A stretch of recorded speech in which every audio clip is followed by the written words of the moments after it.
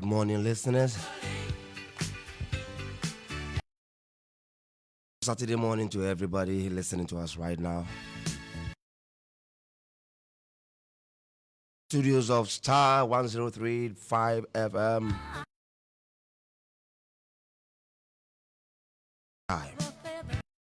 For a moment, I know some of you are still sleeping because of all night. Spare me some 2 hours of your time. It'll be a great time here this morning. Just let me state that. And if you care to know, we're giving love. It's an international interview.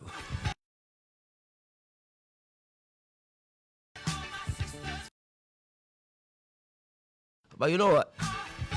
The thing is, in as much as it's international, it's more as family. This morning is not about a jollof debate, but it is about relationships.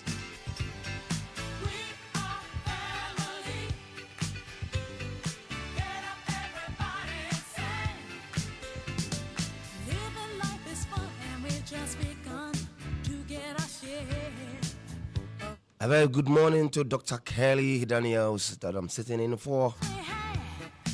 Man of God, God will richly bless you and all you do. Good morning to my beautiful wife, Doris Mansa Adams DeLong of Ghana Tourism Authority. God bless you. Have faith in you and the things you do. Good morning to the entire STARR family. And good morning to my brothers and sisters from Nigeria.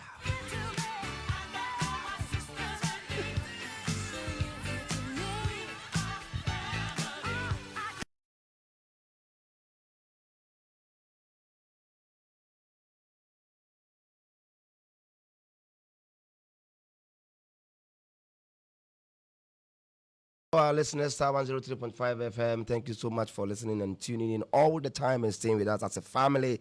We are so grateful. All right, so we kickstart in a short while. Let me say in 10 count.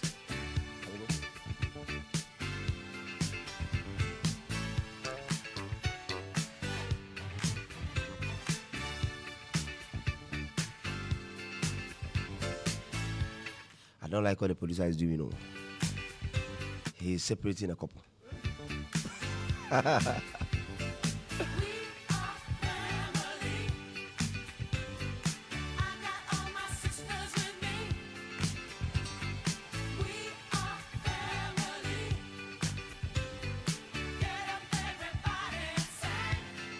All right, our Saturday morning is not complete unless we start it with Family Central.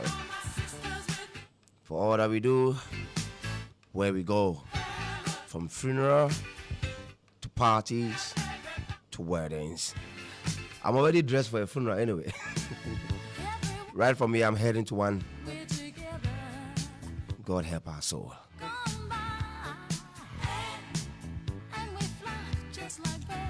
Okay, we kick start already, and I want to say a big thank you to the management of STARR FM. Thank you to everybody to have me here. My name is Daniel Kojo DeLong.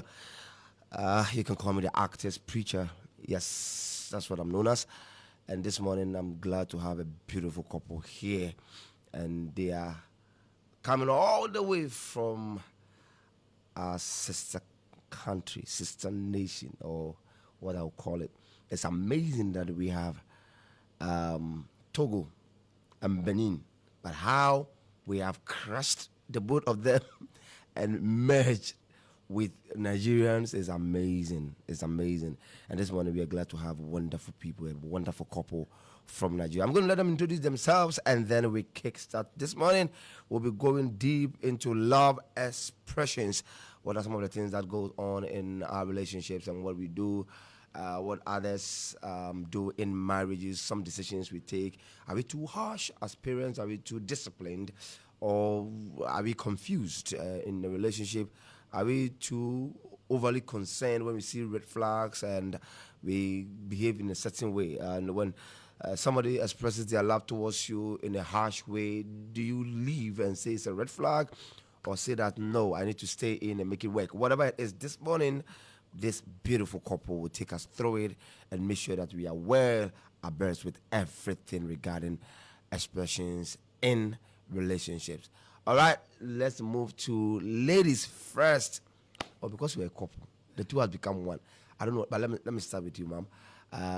Kindly introduce yourself and who you are, and let the listeners know. Okay, good morning, everyone. My name is Olabisi Folarin. I'm primarily a ministry gift. That means I'm a clergy. However, I operate as a professional and certified marriage counselor of almost 2 decades. Wow. Right. Yeah, so Wow. I mean, I have different expressions. I host meetings on YouTube, and then we have our syndicate program, Couples Uncensored, and that's been running for 10 years. It's making 10 years this year of running Couples Uncensored, Online? online and offline. Offline as well. Okay. Yeah. So we've been doing that for 10 years, and then what we came here to do in Ghana is Family Life Conference. So 4 years ago, we decided we've been doing this for 10 years. Why don't we have a major conference every year where we bring everybody in the family life space, whether you're single, you're married, you're divorced, just let's come together, basically to help the singles make informed decisions about the institution of marriage, and then to help the marriage, teach them how to build model blissful marriage via faith-based, time-tested principles, and of course 21st century compliant counseling tools as well. So there's a merge of that. That's what we do at the conference every year. So we sort of make sure it's holistic. We have somebody talking to the parents, just make sure everyone is fully involved. So this is the first time we're leaving Nigeria to do that, the Family Life Conference, and Wow. Ghana is our first stop. You really did it. It's family, so you started well through family. All right, that's awesome. That's awesome, sir. My name is Reverend Muiwa Folari. I am the senior pastor of the Cuban Church, Lagos, Nigeria. I'm also a writer. I write a lot, and also I'm a conference speaker. I minister across, alongside with my wife, also in terms of these programs that we're talking about, family life and all that. And it is interesting that Couples Uncensored that she just mentioned started as just a small thing, but over the years been a very vital tool that God has used to change life, touch families, touch people, and testimonials abounds of what God is doing. And it's good to be in Ghana this year for the first time. And we intend to make this the relationship of the Folarins and Ghana, a relationship that will keep coming, will be up and on. So we know that after now, we'll still come back again and again and again.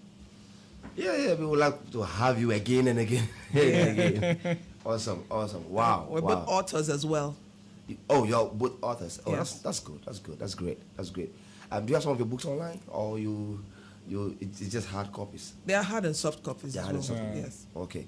I can't wait to visit you guys in Nigeria at one of your conferences when you do it there. For the ones here, yes, we are going to show up. But I really want to come to Nigeria. Not that I've not been there before, but I came there for different reasons. So, yes. It'll be good to host you. Yeah. In our country. Yes, I would love to come and take some. And with all the bizarre, stories. And being a blessing. I know. I had my share of it anyway, and it was a nice experience, a very beautiful one. I got it clearly. You get to a country and right from the airport, you have like 16 titles altogether. This one calls you chairman, this one calls you boss, this one calls you star, this one calls you. I'm like, what am I? Right? How do you guys know me? But it's a reception. The reception of letting you feel that this is home. You are home, and we accept that you've come home. So, yes, Nigeria is a good place. Please, every home has its own negatives. So it's not only Nigeria; it's everywhere. Yeah. But there are very sweet people I've met in Nigeria. Sweet, you will love them, and you even want to come back home. So, God bless you. Thank you, Reverend, and Mom. Are you also Reverend? I'm pastor. Pastor, okay. So, why are you laughing? I hate getting names wrongly. Folarin is right. Folarin, yes. Folarin. Okay, so Muyiwa Folarin, right? Yes. Okay, sure. I'm a bit with Yoruba, so it helps me. All right, so let's go straight. First of all, before I come up with questions, let me just ask questions from people. Okay. Let me ask this question straight up. Love expressions in every relationship, in marriage or wherever you find yourself, there are ways we want to express ourselves, and sometimes we express ourselves in a harsh way, express ourselves through ways we call discipline. We feel that, okay, we express ourselves in a very soft way. What is your understanding when it comes to expressions that we show in our daily life relationship, in marriages, or when we are courting? But how do we express our love to be able to sustain whatever we are doing? Let me start with you, Rev. Okay. Okay, when talking about expression, I think the first thing we might need to talk about that is very important also has to do with temperament. Your expression is based on your temperament, on who you are really internally. And that's why it's very important that from the beginning of relationship, you get to know who you are and the person you are relating with. And the interesting thing is that, especially when it comes to love expression, the way you express your love to the other person may be different from the way the person wants to be loved. So, and that's why it's very important that there's so many issues here that we will unpack this morning. First of all, you need to know who you are, because if you don't know who you are, you will know the right person to date. You will know the right person to work with. Two cannot work together except they agree. Exactly. And then the agreement is not just about, oh, come, let's work together. It's about things, about your expression, your different personalities, and how you're able to manage yourself and marry each other. And I'm not talking about marrying now, as in getting married. Yeah. Marrying your personalities together and becoming one. And that's why you see that a lot of times, because people just feel it's just about, okay, I love this person, I want to marry this person. It's beyond just, okay, I desire to marry you. It's more about who are you internally and who is the person you are dealing with, so that you guys can come together and have a blissful relationship. Awesome. So, there is this thing that people, a lot of especially ladies, I'm coming to you with that. Most ladies do that. I know guys also do, but most ladies do that. And theirs is the fact that this is who I am. You have to deal with it that way. This is who I am. I'm not changing for you, and so accept me the way I am, because you have to accept me as I am. And I don't know why they keep saying that. I'm sorry, but if you are doing nonsense, I hate nonsense. I'm with you on that.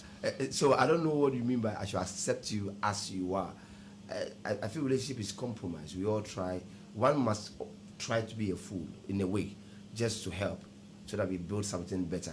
What do you say to these assertions from ladies when they say, take me as I am, and these kind of expressions we have to deal with like that? Okay, let me say, first of all, not all of us are like that. So let me make apologies for those of us that are like that, because that's what I call normalized nonsense. Okay. Plenty rubbish. There is, even the people that wrote, what do you call it, the temperaments, they did another one that had to do with spirit-controlled temperament. So it's not an excuse to say, Sam going, and each of these temperaments have their good sides and their bad sides. So it's lack of not wanting to improve on yourself, to say this is the way I am, especially when you are dealing with another person. And that's another definition of selfishness. It can't be just about you, how you want things done. And that's one of the reasons to say, look, if you're not ready to make compromises, meet your partner halfway, you're really not ready for marriage. Because don't ask us to accept you for who you are. Like, my friend Dr. Kelly will say, nobody wants to marry nonsense, so please don't tell us that this is who I am, accept me like that. No, so you can actually, I don't want to use the word change, you can adjust. And it's two ways. The onus also lies on the other person to determine, is this something I can live with? Because if somebody is not changing, and that's why we say you've seen the signs from the beginning, and they keep telling you that this is who I am, and you, with the hope of the fact that I'm going to change them, you go ahead, and at that point, it's your fault. So everybody has to be able to determine, and that's why we say allow for friendship, courtship. Is this something I can live with for the rest of my life? If it's not, then you want to do a rethink or you do a detour. Okay, but for the person insisting, no, we can all change. We are all evolving. Even temperaments, having been on the field for 20 years, I see that people evolve in their temperament. Yeah. Yeah, some people you think they are what's the male son? What's the other one? Flake. Flag. I've seen flags get into situations further down in life that demands that their clock comes out, right? And they'll be like, I never knew I had this in me. So you can change. Even temperaments evolve sometimes. So I think it's a place of not being progressive or a forward-thinking person to say, I can't change, this is who I am. Question is, have you even attempted? Exactly. Have you? And for those of us that are faith-based, there's nothing the Holy Spirit can help you to do. to Exactly. become and do. So that's my stand on it. All right. Okay. Rev, if you take a decision and to be very disciplined in your home as a couple, and you are strict to certain rules and certain regulations that you feel is the best to man your home, is that a good love expression? Because you're doing it, it's working for you, but your wife doesn't seem to be that okay, but you feel it's the best, and it's keeping the kids on their toes, it's keeping everybody on their toes. Is that a good love expression? Well, to start with, the Bible says, I'm a pastor, so I also always refer to the Bible. The Bible says the father will always, the child that the father loves, the father will correct. So correction and being strict is one of those things that is very important in marriage and in the home, especially concerning the children. The interesting thing I discovered when we started having children is that children are very, very, very manipulative. At the beginning, they try your limit. Sometimes.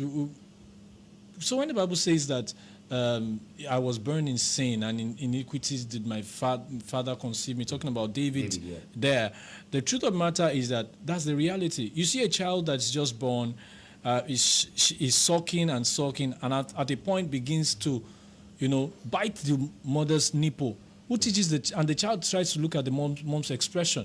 If the mom just say, oh, and just does not touch the baby, hit the baby or do anything, the baby feels okay, it's a normal thing to do. Okay. So children want to try your limits. Okay. You are the one to determine and let them understand that, look, you can't go beyond this. Yes. This is where to go.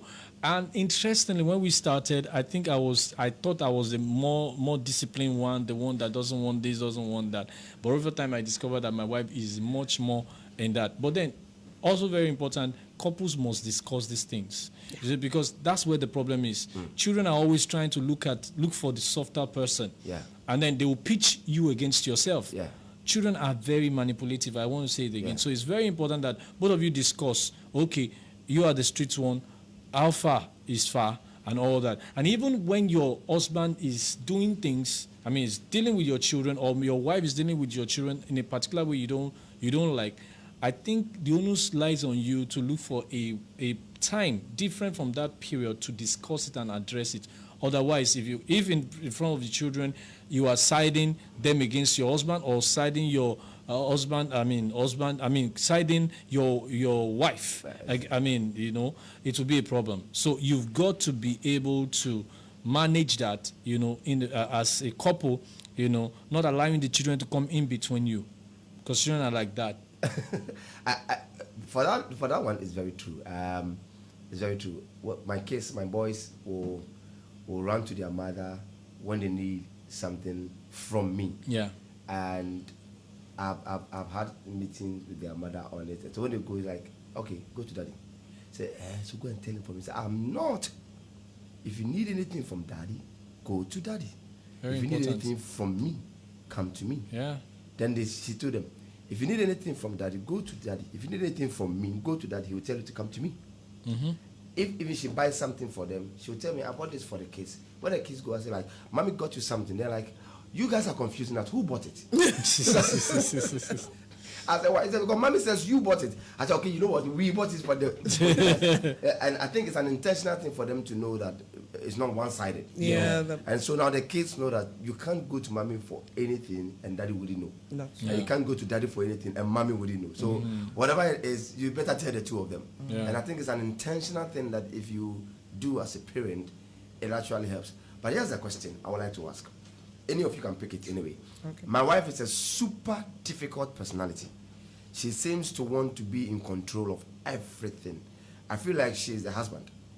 and I'm the wife. Even in conversations with other people, she dominates the scene, and I almost don't have the chance to speak my mind. I love you. I love you, but her personality is shocking me. I'm literally suffocating. That is somebody's problem. The first thing is that I tell people that love is a decision. You were too much in love that you didn't see the signs. The signs have always been there. Okay. Signs have always been there. That's the first thing people must establish, that, okay, I married this. So the second thing now is, how do I deal with what I've married?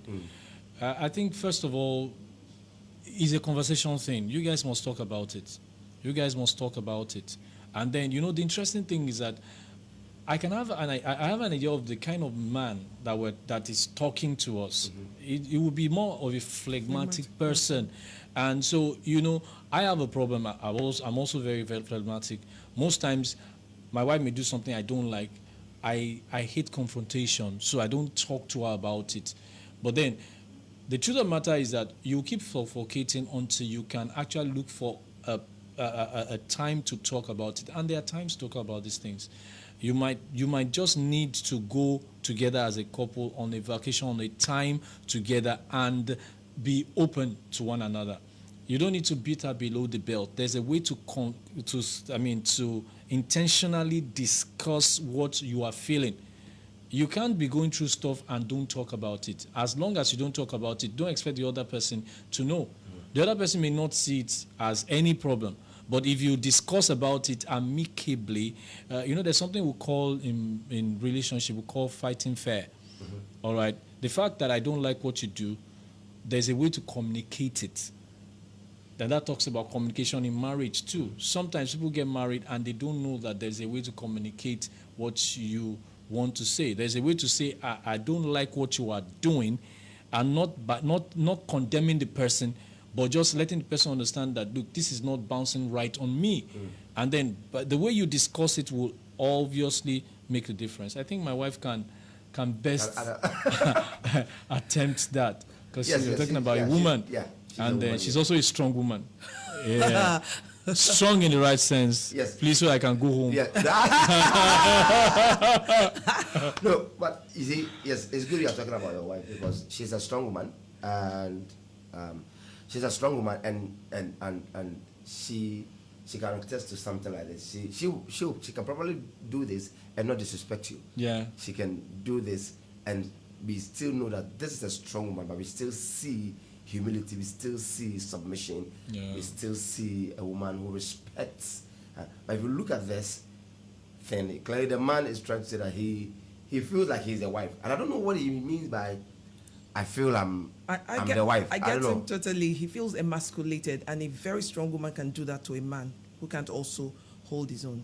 And so women also need to be taught. And I was in another radio station, and I was saying, I don't know, a lot of times people go into a lifetime journey and they refuse to get themselves equipped. Some of these things sound simple, like being self-aware enough to know your own temperament and then know your spouse's temperament, to know what your love language is and know what your spouse's love language is, to understand that you are not supposed to speak your love language to your spouse. You speak their own language to them.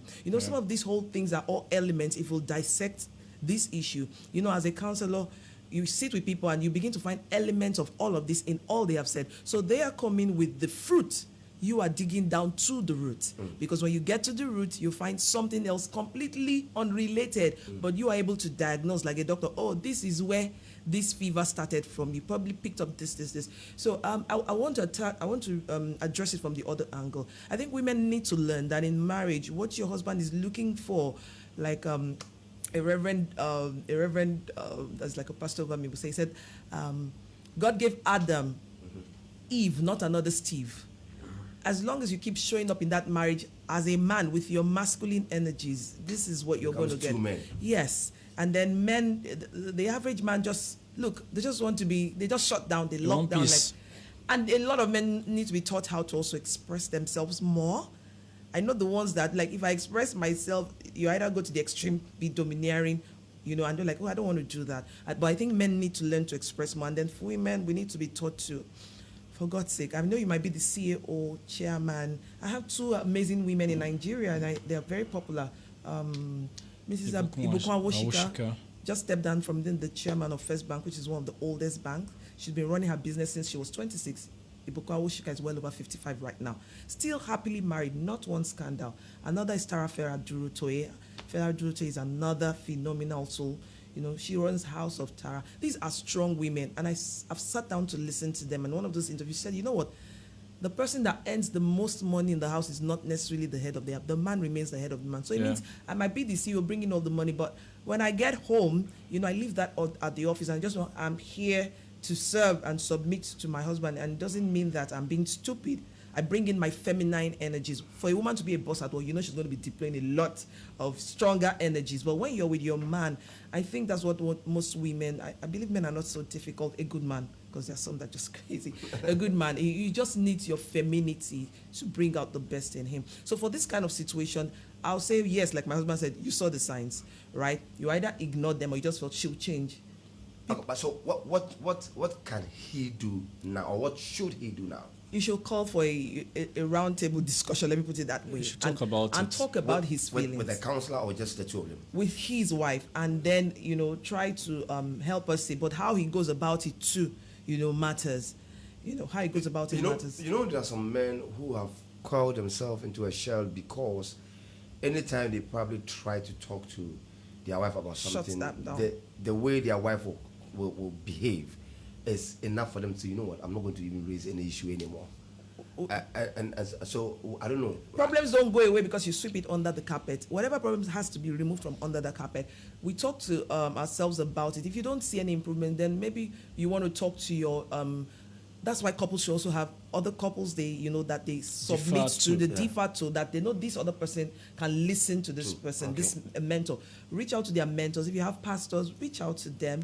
And if that's not working, then your case needs professional counseling. But it shouldn't get to that, because if you have people you respect, mentors, and then they should be able to call you to order. Because actually, that's the way the Bible wants us to deal with issues. Mm-hmm. First of all, we deal with it within ourselves. If you are not getting this resolved, look for an LD talk party. And I thank God that my wife said, you know, mentors, because it's very important. Sometimes the third parties people involve his parents, and families. You will be having problems. Yes. Involving families in your issue is not very advisable. It's good you look for somebody who is neutral, and then if for whatever reason, you know, you can't find, then get a good mentor. You know, you will always find a counselor. I even disagree with that. Yes. One. You will always find a counselor. No, I'm saying mentor. If you don't have a mentor, then get a counselor. The truth of the matter is that in this part of the world, normally, sometimes we feel, how should I discuss my issue with a third party? But if the person is going to help you, why not?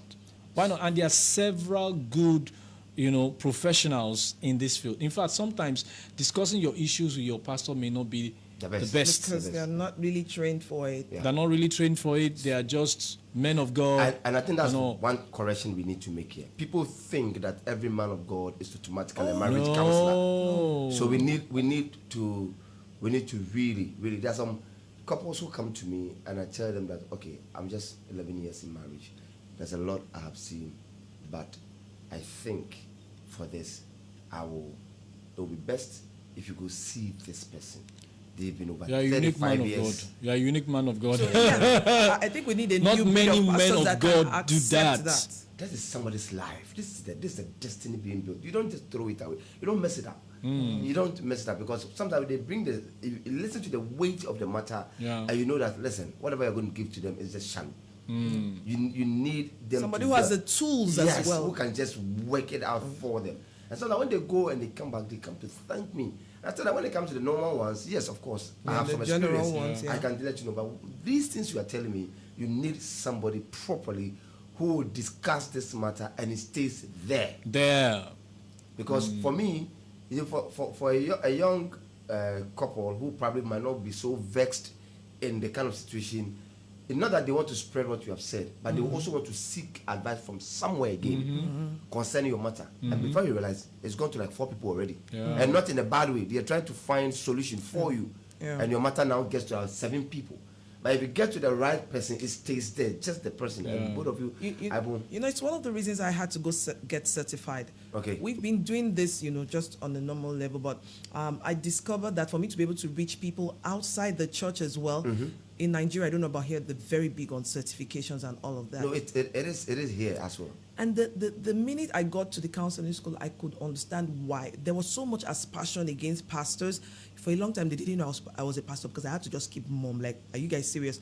It looked like pastors had caused a whole lot of damage, handling issues that they have no business handling. And they kept on hammering, so I couldn't even tell them I was a pastor for a very long time. Oh, I would have said it and told them that's the reason I'm here. They got to find out, later on. The person that, owns the school, no, but, my colleagues, because I'm like, have we done this much damage? And that's the reason some of us. So I'll encourage pastors, if that's your area of interest besides pastoring, then go get a specialized training for that, because the truth of the matter, there are tools in counseling beyond. It's not like the Bible can't work or all of that, but some people, that's what they're even able to relate with.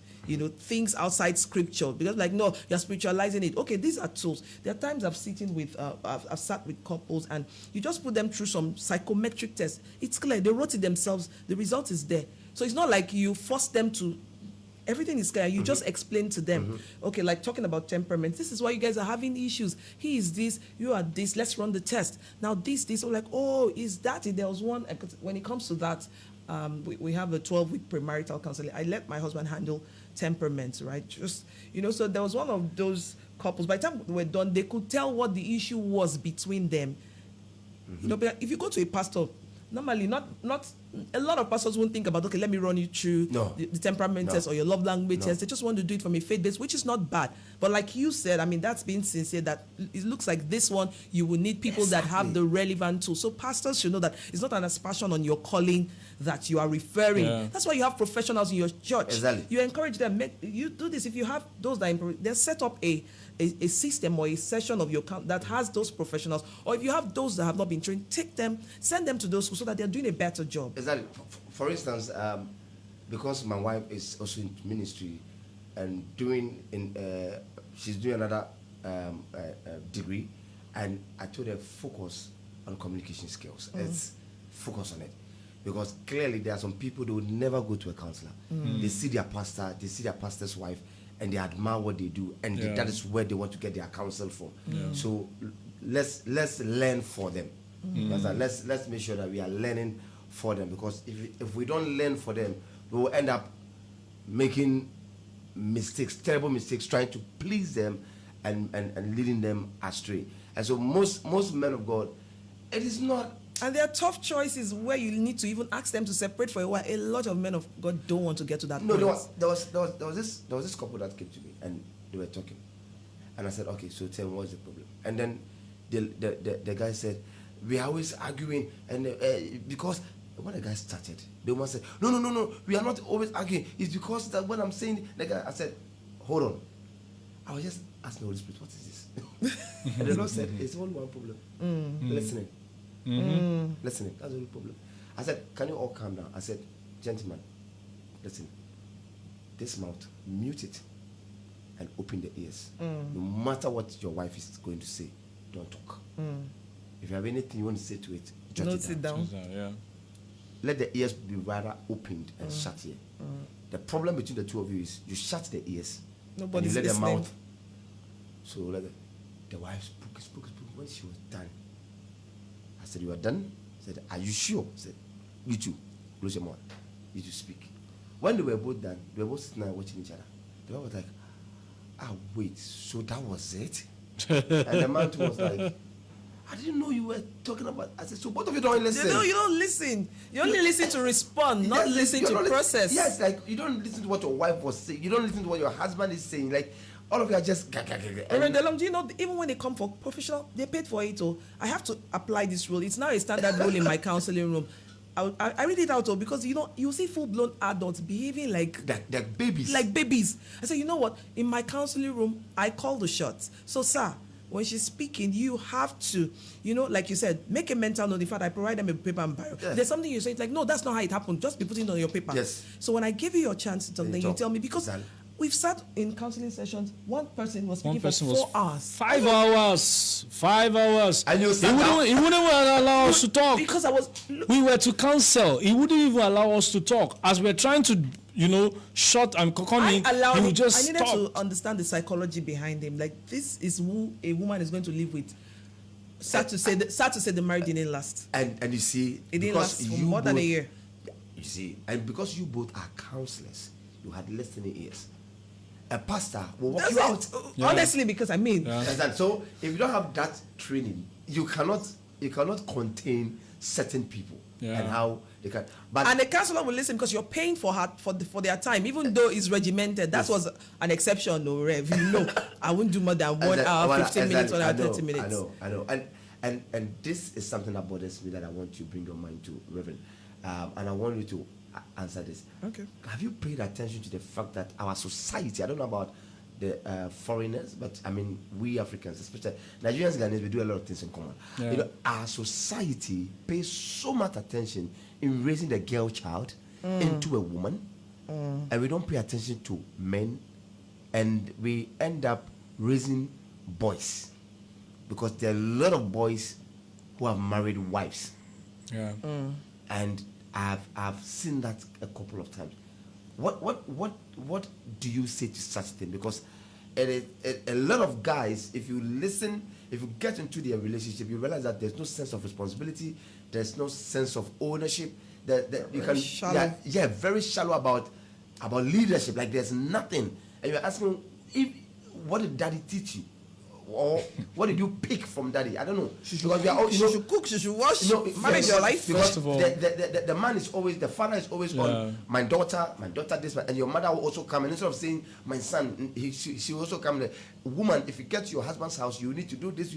So from the young, they are letting you understand that when you get to your husband's house, You're already wired. But you, the man, they don't wire you to that. When you take somebody's daughter, you are supposed to. When you take somebody's daughter, you are now the father of that woman. That's why the father will bring her to you and say, take care of my child for me. We don't do that. I think the issue is an unwritten thing. It is we just believe mentally, and this is crazy. The devil knows the way we think, and so he's using it against us. We just think that the man should know what to do, and wrong. then the woman is the one that needs to be taught what to do. It's really wrong. Really wrong. In fact, these days we have so much grown men that cannot even get married.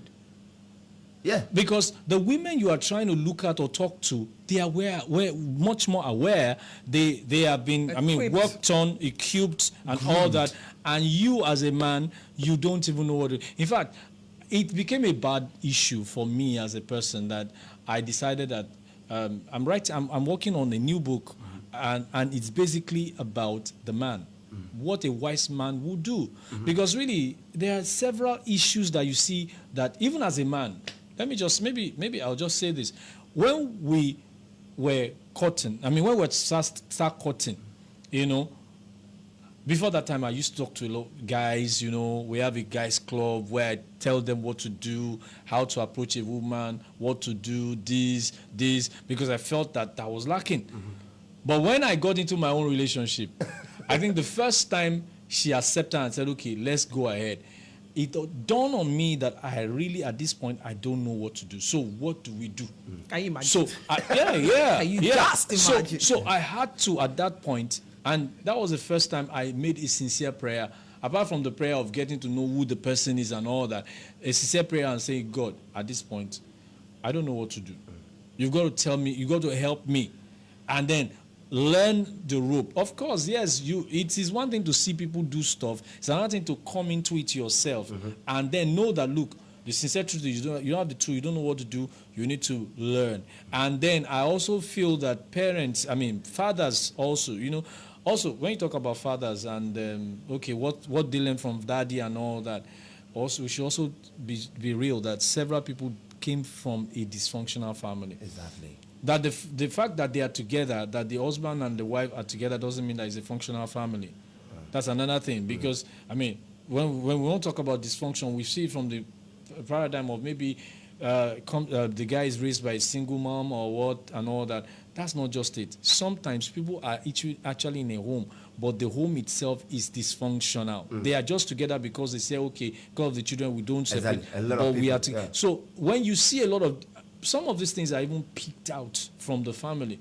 You see a lot of dysfunction, the way the father behaves. The father wakes up, is the only, he's sitting, he's watching TV. He doesn't do anything. He doesn't assist the mom. He's not into anything. He's just watching and, reading newspaper or watching the TV, and then he's waiting to be served. You pick up that okay, a man is born to be served and never to serve. But we forget that women are helpmates. Yeah. And one thing I understood is that helper there is just attributed to the Holy Spirit. Yeah. So clearly, if somebody is in to help me, it means it is what I am doing. I'm the main Yes. person. And the person is helping me do it. Yeah. So if a woman is cooking in my house, she is not my cook. Yeah. She is helping me cook. Yeah. In other words, I'm supposed to be doing the cooking. Yeah. And she is helping me do it. So if Yeah. she's doing it and I go to help wash the dishes, I have done nothing wrong. But none of men see themselves demeaned, see themselves thrown into the dust if they have to help a woman wash dishes. So that's what I'm saying, that is the way some of them are raised. In my own house, for instance, okay, maybe I like sometimes sacrificing myself, because it helps to make it, to bring it home. Let's be real. We are humans, all right?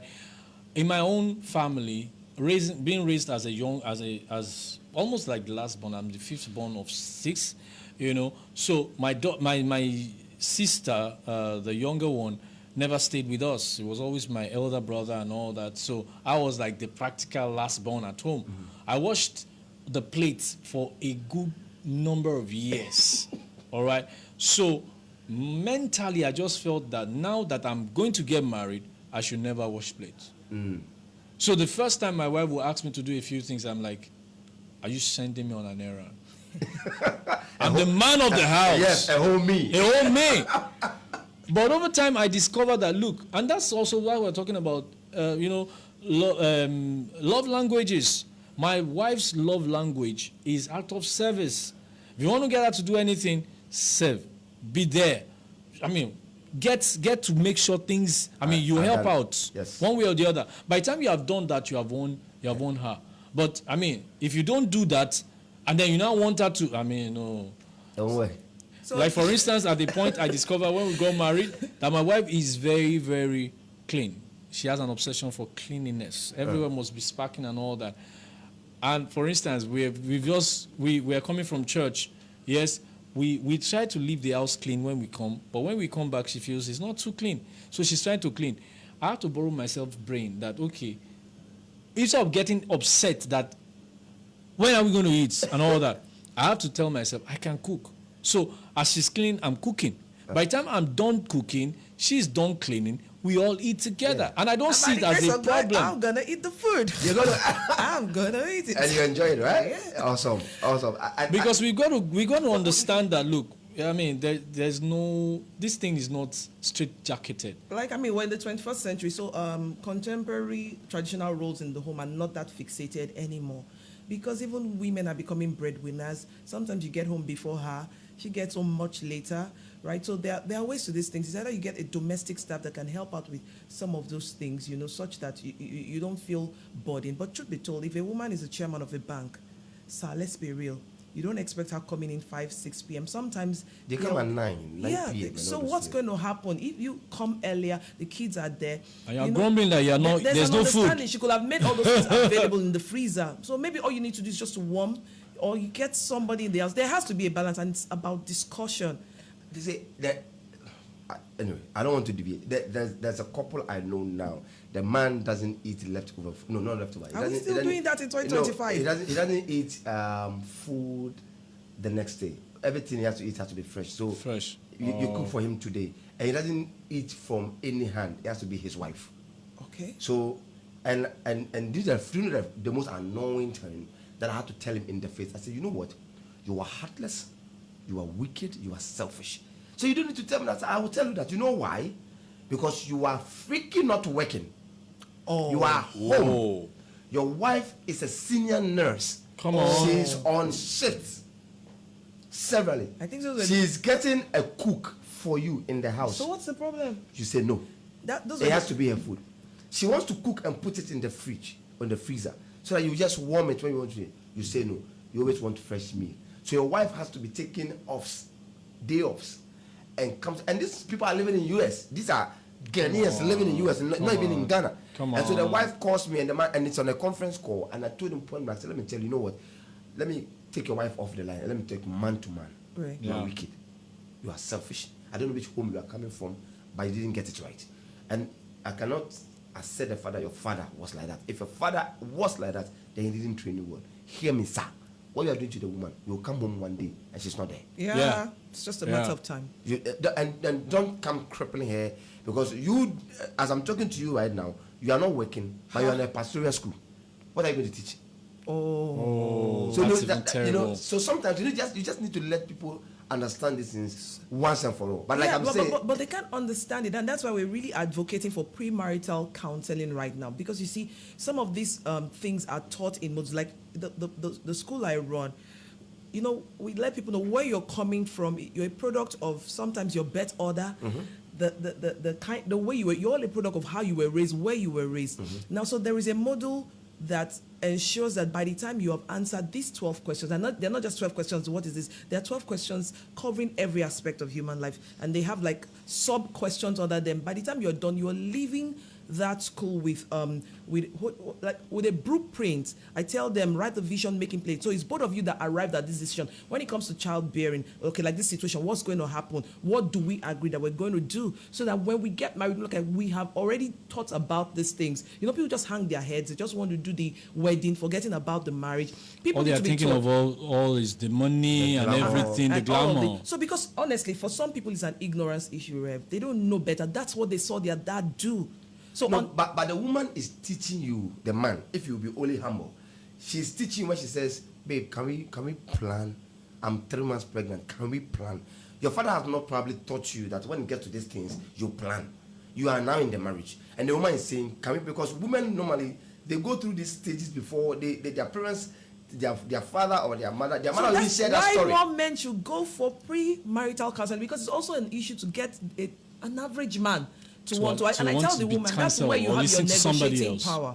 If he can't agree to coming for a proper counseling before marriage, you are not going to have a lot of ground. This is important to me. I need to be sure that you understand what this is all about. So let's put ourselves through that, because if you go for a sound premarital counseling, you will hear some of these things from somebody that is not like, oh, it's my friend. No, exactly. It's a professional telling you that this is how things are done. Exactly. Anyway, good morning once again to everyone listening to us. It's 7 a.m. In an hour, we'll be wrapping up, and I should say it's an amazing time here. We urge you, if you want to send messages on WhatsApp, you can send on 055-288-0216, 055-288-0216. If you are sending from Nigeria to this place, you can just add +233 +233. That's the country code, and then you do 55-288-0216. You can also watch it live on Facebook, STARR FM 1035, STARR 1035 FM. Facebook, STARR 1035 FM. You just type in there. STARR is STARR, and then 1035, and then FM, and you can watch us live there. It's been an amazing time. I have crazy questions. I mean, how crazy, Ray? Okay, let me just read the simple one. It says, my wife says I'm spoiling my children by being strict on them. She gives them too much freedom, and I fear that they will grow up spoiled. Our first son is not yet 16, and she lets him drive any of the cars in my presence. Who taught him how to drive in the first place?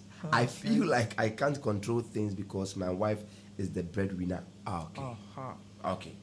What you are saying? Okay. Breadwinner of the family. Then there's an understanding the woman doesn't have. That's it. Because she's a breadwinner, she has control. No, it never changes. We've seen multi-millionaires. Like I said, I called 3 of them. We have Ibukwa Wushika, we have Tara. Then we have. My wife is even one. I don't know. She took her home for 6 years. 6 years, like 6 years. Women have to be. These things have to be taught. In church, submit yourself to counseling if you don't know any better. That's why we say, It's old school for you to say we don't bring third party into our marriage. It's not relevant. The only third party you're not allowed to bring into your marriage are third parties that really cannot help you. Family love you, but sometimes they don't have the relevant tools, the psychometric test they need to put you through. They are not taught. And sometimes they are just... And it's just sentimental, emotional yeah. sentiments and, traditional advice, which is not going to help. You need somebody who doesn't know either of you. So it's not like I'm pitching with your husband or I'm pitching with the wife. They don't send both of you. They are there to salvage the marriage and work for the greater good of that marriage, right? So you can be sure that they are speaking from a balanced point of view. So now for that case, the woman needs to understand that I'm the breadwinner. It still doesn't make me the head of the home. It's a very delicate slope. But you see, this one is the man who has sent this message.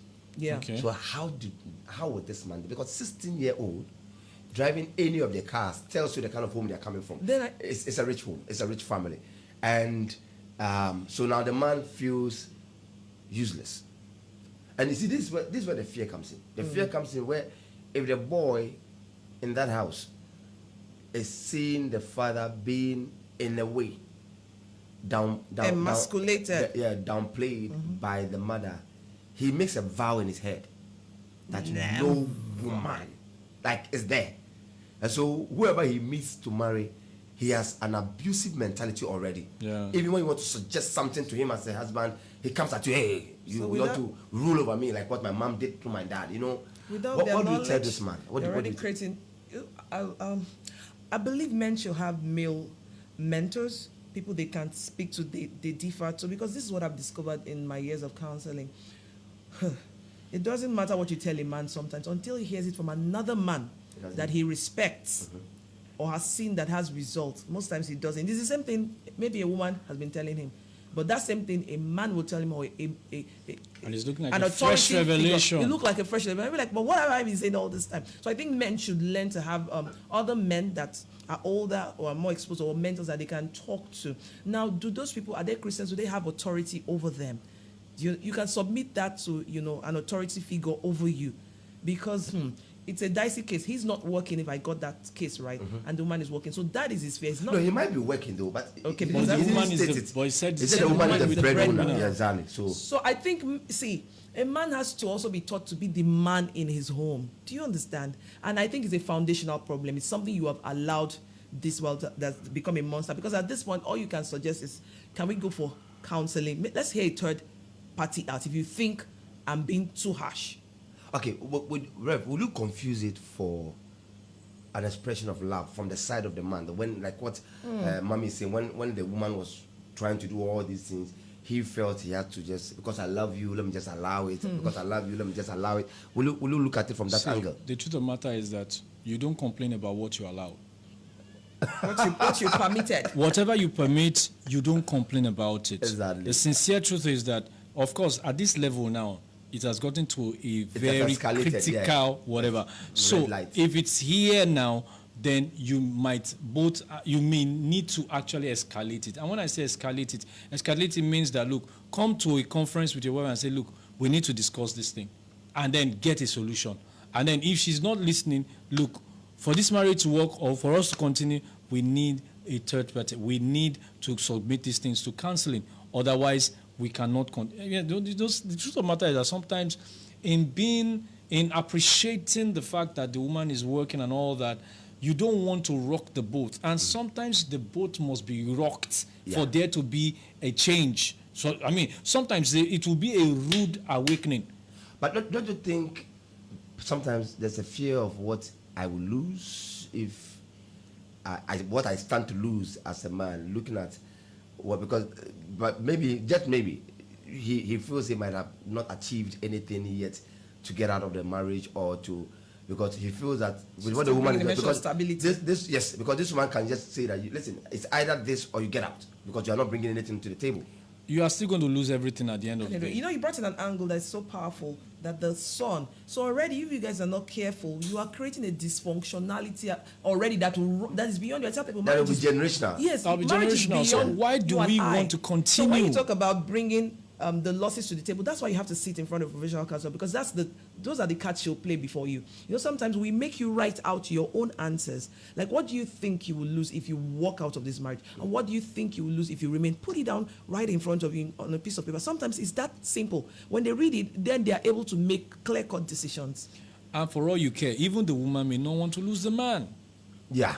So, I mean, these are issues, and that's why, no matter what we say here, until we can sit down with you, we may not be able to help you that much. Properly diagnose what the issue is. If you are listening to us and you are in Ghana or you are in Accra, I think what time is your program today? It's 6 p.m. 6 p.m. Yes. So I'll give information on the program before we leave, so that you can at least come there, and then you meet these wonderful counselors. They're going to help you.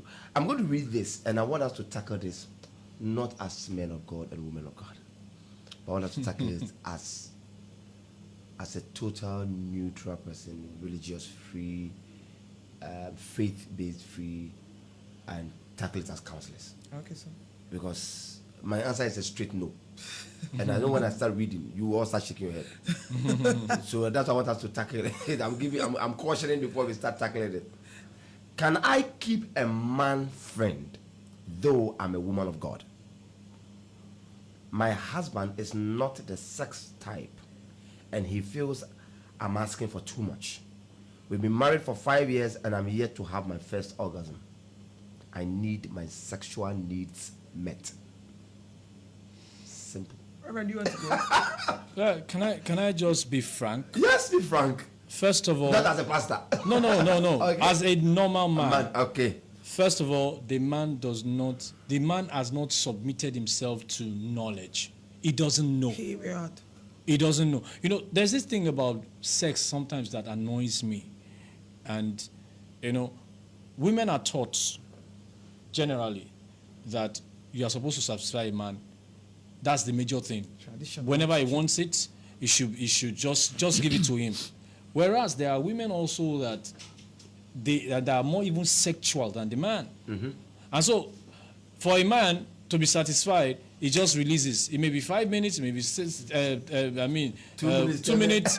He has released, and he's gone. And he's gone. Yeah. And to a great extent, that also is selfishness. When we got married, one of the things I had to let my wife understand is, look, we are in this thing together. Yes, there are times I want it, there are times you want it. But then,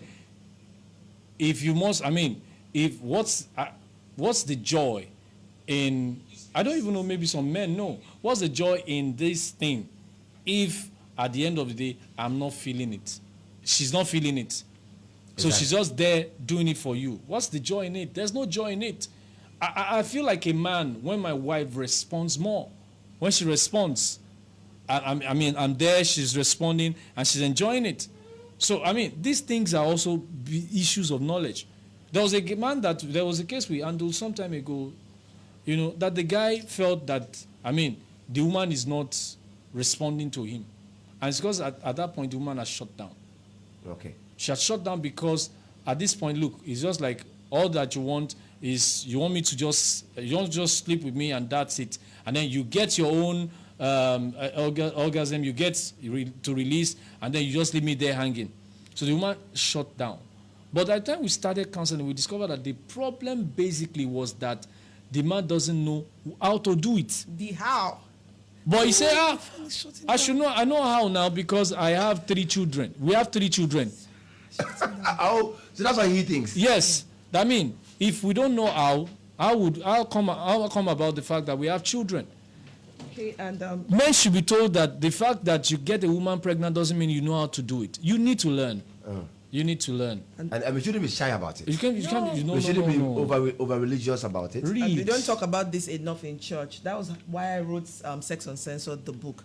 I had a lot of data, and I just discovered that, a lot of women are not even having orgasm. And, a lot of what I wrote was based on personal experience and then data from being in the field in that book, right? And so, for me, it's a no. Barring whether I'm a pastor or not, it's a no. Because, outside of religion, we're moral beings as well sometimes. Just like, there's a sense of right and wrong, right? If I'm already married to this person. Why? And still in that marriage, is either you get out of the marriage, and then like I want to do something else. So for me, it's a no first. Okay. But And then secondly, how do you like my stop? husband said, Yes. it's a 5 years. He's not doing anything. What do I do? And she said, and he's a man of God. A woman of God. Yes, she said woman of Okay, God. man of God. But I don't know. She would first of all need to learn to appeal to him. I don't know what she'll have to do. Maybe, because getting men to come for counseling over such issues They won't come. is very, very. They won't come. They won't, Rev, but I've seen it's not commonplace, but a few who really desire the change, who are kind enough to say, okay, they do submit themselves. Not in all 20 years, maybe I can count 3. Yeah. The others came, like they flogged them like horse that was not willing to go to the stream. But I've seen men who of their own free volition and like, oh, okay, this is what I'm doing wrong, but it's not a man thing, right? So I don't know what she can. And then she can get materials, and then they sit and down drop it around the house, you Yeah. know. There are ways to go about things, Rev. She can read and she And can drop it's a things no. around. You don't start what you can't finish. We don't know the end of it. You are even for you to even say you're a woman of God. Once you start, one is against God, but the truth of the matter is that once you start, you can't finish. And once you taste something different from what you have been tasting, you don't want to let it go. So ultimately, what you're trying to preserve by not leaving, and you're still going to get there, because it's only a matter of time. There's another one. Okay.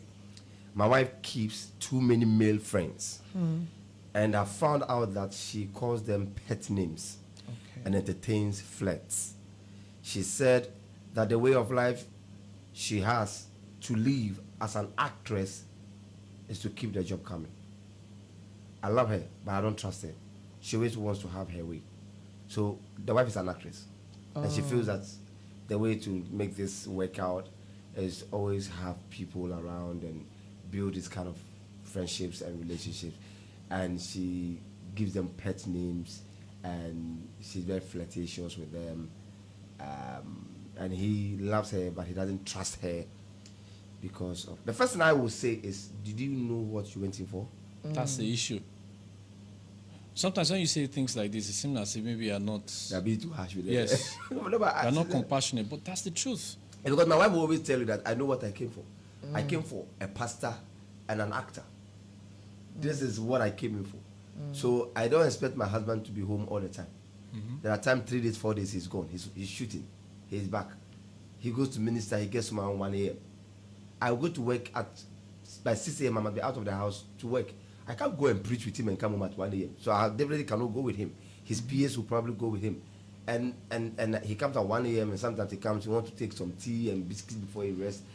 Yes, they will do it, but I'm the wife. Sometimes I just need to.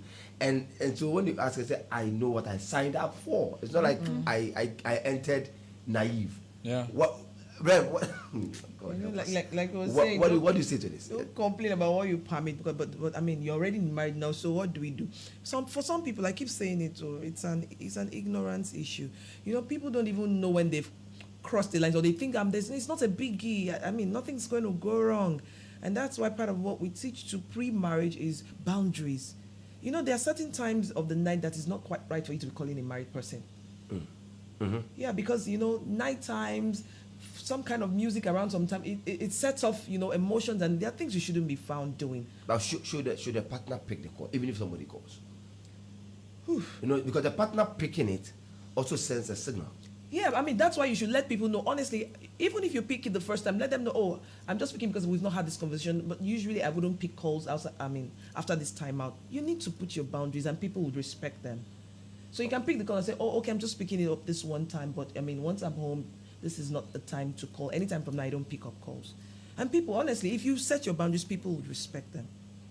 And then in this issue, your wife must know that you're not comfortable with the male friends.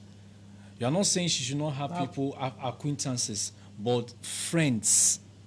Because sometimes I don't understand what people understand when they say friend. If you say an acquaintance, yeah, but if you say a friend, it's deeper. So, and then to the extent of even giving them pet names. Yeah. I think that sometimes men That's should crossing be the able lines. to. No, pet names and flirting, like flirting with I them. think you know. men should be able to, at a point, just let their women know, look, I don't want this and I don't like this. And I mean, for every married, there are things that will be like the deal breaker. If it's a deal breaker for you, then you got to, I mean, let her know. But make sure that you are also not doing anything like that. Yes. Definitely. I mean, for a man, for you started something for want of being kind and not being mean. I also still insist that men need to be firm as the head of the home sometimes without necessarily being how do I say, what's domineering. Yeah. Let's set boundaries, for God's sake. I don't think God was wrong when he made one the head. It's not like we're not both co-head, but for order, in every organization, there is the head, there is the assistant. Why? It's just for order. If everybody has to be doing whatever they want to do, then that's lawlessness. And God was aware of that. That's why I said, okay, you, the man, be the head of the home. And as the head, he expects leadership. So when a man on the altar of I don't want to be, no, you are actually flouting that position God gave you. You're supposed to lead. I'm not leading. So before provision, you should be a leader.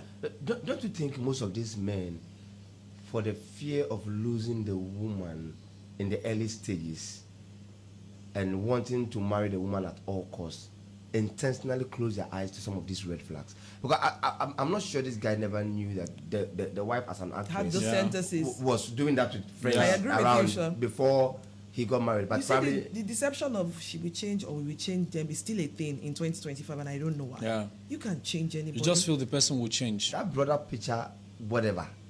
I always tell people, if the original picture is not sharp, it will pixelate. Stop this attitude of the brother picture. What brother picture? It's the same picture you are broadening. And because you are broadening it, if it's not a sharp picture from original state, it will pixelate, it will become blurred. Yeah. But if it's an original picture, it will stay strong and, And that's firm and true. sharp. That's So people always come with, it's a brother picture. What brother picture? brother It's the same picture. picture.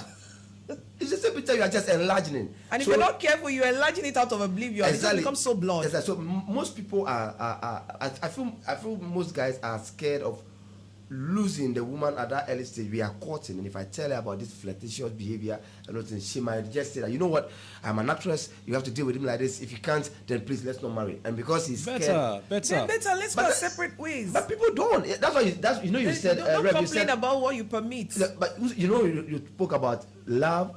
People love so much that they close their eyes. To say when you It's make that, and that's foolishness. it. It's So really marriage, foolishness. obviously, marriage opens it for you. foolishness. It If your opens- love is blind, marriage is an eye opener. Exactly. And you know the interesting thing, anything that you begin that begins to operate in your life, in courtship, marriage will Marriage actually amplifies it. amplify it. Yes. Because Yes. marriage comes with its own pressure. I always like the Coke bottle or the fizz drink analogy. I use that a lot. What's inside the Coca-Cola bottle is Coke. If you leave it in its calm state and you open it, there's no grab.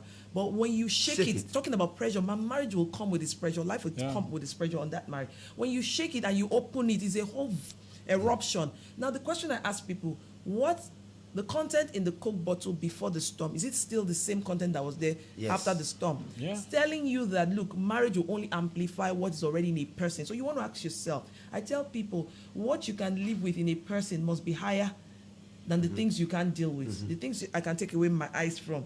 They should, what's the word? The things I can ignore in a person, they should be lesser than the Lesser. things I can't, is a no-brainer for me. I can't deal with. Do you get what I'm trying to say, Rev? Before marriage, right? Because whatever you see is going to be amplified in marriage. Pre-marriage, we are all still trying to, no matter how much Study one another. I know we were free, but not to 100%. By the time it's married, there's no limits to, our authenticity at its best is going to be showing. So whatever you're seeing that looks like a flap, I'm not sure I can deal with this abrupt anger issues from time to time. We don't tell ourselves the truth a lot of times. And most times we Before. don't even approach marriage as a scientific thing. Apart from being spiritual, you should be able to sit down and tell yourself the truth. This person is like this, is like this, like this. Can I live with this? Forget about this issue of I can change him. I've heard even women saying that, don't worry, I can pray. And I'm like, Who made really, you a prayer warrior? I mean, you've actually taken up the burden You've of taken prayer up- warrior that God did from not give before you get married, These are you things saw we the heard, man, though. and then you We- can see the we problem, told and this and you person. said no, don't worry. Don't worry. We can pray. I'll Yeah. pray about it. I'm praying they ready are. to pray. Pray they are right now. You continue praying, and you will not get answer, because the truth of the matter is that you set yourself up. Exactly. This is not God that. It's not God No, that no, created this problem. You created the problem yourself. I will pray. Okay. Yes. No. I will pray. It's just prayer. It's prayer. You We'll see, that's pray. a classic case of seeing these red flags. And then in marriage, the person began, I'm like, I just don't want to say we told you so now, but I don't know. Sometimes you need to tell them. so I told you. Anyway, if you're listening to us, if you are watching us live on Facebook on Star 1035 FM, you can send us messages on Facebook, or you can WhatsApp us on 055-288-2 055-288-0216 055-288-0216. If you are sending a message from Nigeria on WhatsApp, you add a code +233 055-288-0216. There is a question here. I'm heartbroken. I have accommodated my wife's nephew as a little child since age 4, and now he is 15. I have only gotten to realize he is her biological son. All through, and I was fooled to think they only had an auntie-nephew relationship. I want to divorce her and send both of them packing. I have my thought on this, but let me hear from a mother. Let me hear from a father before I come to myself. I'll start this way. I always said marriage is beyond both of you. For those of us of the faith, God has a bigger agenda for marriage, and one of it is very much centrally related to children, right? Because to advance the frontiers of the kingdom, God is counting on us to raise those children as arrows that He will shoot to the different spheres and mountains of influence. And so that's why He's very much against divorce in the first place, because of the dysfunctionality it brings and how it truncates His own bigger agenda for marriage and us raising, children that can really impact the world.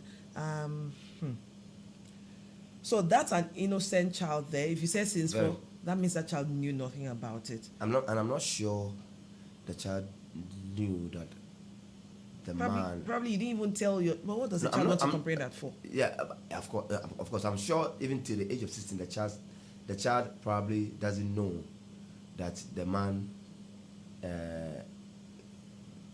I don't know whether you call him uncle or maybe she has still not told the child that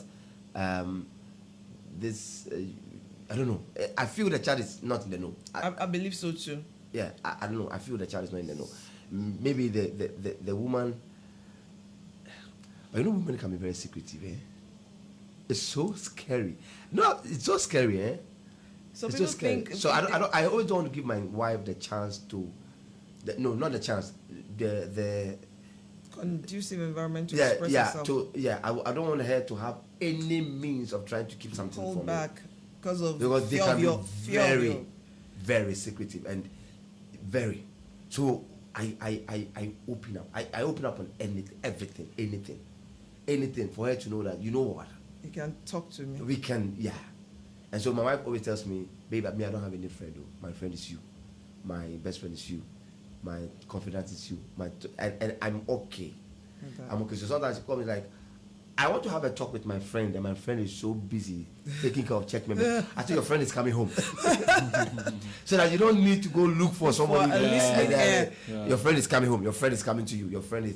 And sometimes I tell her, when your husband is being taken away so much from you for church activities, come and pull him away. Come. When you pull him, he will follow. Come. It's okay. I love that. Yeah. I think you need to hear it more from more men of God. Come and pull him away. I thought about you. My wife, hey, I need my husband. You pull. You too. Go to your family. Go to your I need my family. And she stay joking, and we all laugh. But I get up. Yeah. I get up. I easily get up. I get up and I say, I'm going home. I'm tired. Sometimes I finish and then she'll tell my PA, come and tell daddy to make an announcement that he's tired and nobody to see him. Love it. They come and tell, I said, okay, so I'm tired and nobody is going to see me today. But I think it has helped. Yeah. It has helped. And if we listen to most of these generals and some of their defaults, they were more church oriented than family. Yeah. And most of them lost. Most of them lost their lives because they were Yeah. so You lose good. your wife, you Yeah. lose your children. In fact, a lot of children then were against their father. They hated the church because they felt Exactly. the church is taking so much from them. Exactly. And a great man of God in this country even said it recently online. Archbishop Duncan Williams, he said Yeah. it. He openly said it. He said, yes, he spoke about all his travelings and all. He said, and I was not there. Yeah. Like, I was not there for my kids. And you could feel in the faces of a lot of parents that we need to get back to doing things right. Yeah. You know, so one other man of God even made a statement that you need to be home now. Because he's talking, it's like, at this time, all my 4 kids are married and they are gone. Wow. And I go out and I come back home and it's empty. It's empty. And it's not like it's empty like when we were freshly married. It's empty and we are both old. And my wife I'm like, 10, 15 years ago, 20 years ago, 30 years ago, I should have been coming home all the time to meet them, and we are playing and we are. So you see, these things is a conscious, and I'm happy these men of God, great men of God, were saying it for parents to understand that, hey, if we're a pastor, home first, home first. You understand? So I think because I remember one of the time my kids were like, "Mom, no matter the time we will come home at night, we want to come for evening service." And I like, let them rest. They go to school in the morning. But I realized that they were not seeing their parents. Yeah, and that was a cry. Yes, that was and so. if you It was don't interpret it accurately. I did not. Later on, I was like, no, they were not seeing their parents. They were not. And so we needed to find a way of making it work, a balance for it. I don't know, but sincerely, I personally don't think he should sack them. It's not an easy thing, sincerely. It's not an easy thing to find out that somebody you have been taking care of for 11 years, from 4 years to 16 years, that's for a whole 11 years, it's your wife's biological child. And sometimes I blame them. I know probably the woman was afraid she might lose the marriage. Yeah. But like you said, pre-counseling, a counselor will ask. Like you said, a counselor will ask, is there any hidden truth? Yeah. Before you guys get into this, let the man know, so he knows what he's signing for, so that clearly, because You know, me, and that would be I his- take care of people, I take care of kids. That Yeah. would be his pain. That look, you'll have given me the choice to decide if I wanted to go ahead Exactly. with you. And I don't know why people don't deal with that fear, because ultimately this is what always happens. It comes out. And he might have taken care of the child better than even what he's Yes. doing. He might Yes. have. Give me the opportunity to decide. I want to. It's okay. I mean, I don't mind getting married to a single mom. It's not a curse. It's not. But for you to deceptively, because even in the court of law, I think it's grounds for divorce. Yeah. Yes, because they tell you the marriage started on a lie. Yes. On the note of deception. So he's well within his rights, but Even in church. it's still his decision. He's well within his rights, but like you said, there's an innocent child here that you have grown to love as your own.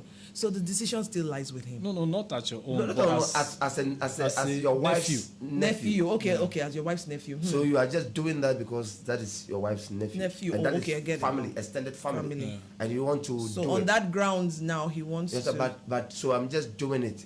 But what if you made me understood that I can be a father to that child? the issue is, you have gotten to know.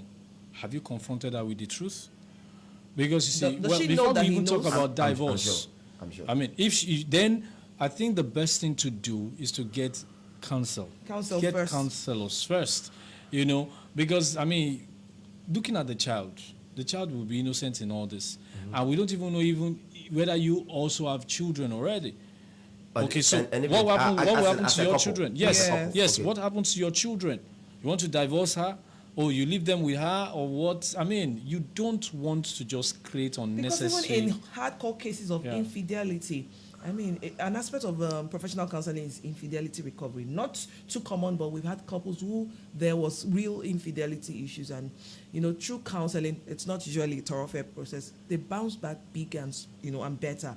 But however, the person who is hurting or who was offended, has a lot of decisions to make. Like, okay, you know what, I want to forgive, but it can't just stop at forgive, because they have to take you through a whole process. Because one thing like, forgive and move on. In the days, in the weeks, in the months, and the years to come, things will begin to play out that will point to the fact that trauma is still there. You only just forgive your mind so that we can move forward. So I think, like my husband said, counseling will be a good starting point. Okay, but from a filmmaker's point of view, let me be very analytical about this and make it a bit broader. Okay, you brought in a child at 4 years old.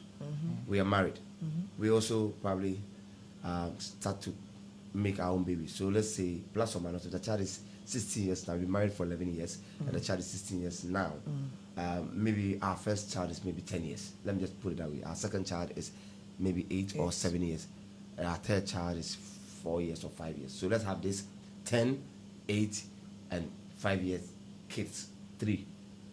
And now I know. How am I going to communicate as a man to this kid that he's no more your cousin, but he's your elder brother? That's a tough one. Because you're messing up with their minds at that age. It's like, you know, Rev, that's where I'm going. Yeah. Exactly. Yeah. So it's way beyond just what the man has written. And that's why I'm saying that you it's know, a some whole of these process. cases, until we get the full facts, if we're just going to deal with what was said, Yeah, that's why I wanted to just broaden like a filmmaker, so that we understand that it can be like it what can I've really said. be messy. Yeah, it can be It's that really messy. messy. And that's what we keep saying. Marriage is beyond both of you. This thing is bigger than husband and wife. You know, someone made a statement that marriage is surgery. Is what? It's surgery. He said marriage is surgery, and I asked why. He said it's surgery because this is the most crazy surgery of a lifetime. 4 legs must become 2. 4 hands must become 2. Absolutely. You understand? 2 mouths must become 1. Yeah. And 2 bodies 4, must yeah, become. 2 like. Hey, I love the analogy. It's a And that's a surgery. complex surgery. It's very Very complex. complex. Very. And so he doesn't understand why people think marriage is an easy thing. They just Honestly, get up like- and enter. No. He said it's a crazy surgery, and you need to understand it. Like unmatched hands becoming matched hands. It takes a lot. So even when we join at the altar, we tell you that, okay, there are 2 have now become 1. The becoming 1 is not automatic. Exactly. In the spiritual, yes, but as you begin to live life, you will begin to walk towards that oneness. It's not automatic at the altar. Becoming one is a process. It's a process. It's a process. And it Spiritually, could that's be a inside. long, Okay, in the spirit, both of you are one. painful But in the natural, process. if you do not go through the process and make sure you're merging it, 2 will become 2. We remain 2. All right. What do you say to we have a few more questions coming in, but what do you say to people who are courting now and are seeing red flags, and they feel like, in as much as they are seeing the red flag, they can still manage to work it out? I'm giving 2 questions in one. They can still manage to work it out because they are coming from a home where their parents have made them understood that if you love the person, you can work it out. Love conquers all. And then the second question is this. So we'll answer all the 2 probably for the next 10 minutes or so. The second question is, coming from a home where you are married, and in that home from both families, it's like a rule there that no matter what, let it work. Divorce is not in this family. If you divorce, you have created an altar of divorce, and you are going to be the one to start divorce in this family, and you should not be the one to start it. So no matter how worse it is, work it out and stay in. And like you said before, a lot of marriages, people are just there. They've gotten to a place where they are just there. Flatmates. They are just there. They go and come. Flatmates. They are plateaued. Exactly. There's a couple I know who have been verbally divorced for 21 years. Wow. And they're still living together. Yes. Until now, the kids don't know. Ah. And everybody thinks they're still married. And do the worst thing, they all bring their mistresses and their masters in. Oh, when the kids are not there. On the same bed. And they're both aware that they're Oh, yes, everybody's aware. They are there. They are there. That's some crazy dysfunctionality here. I'm saying. So let's. I wish somebody would see Rev's face.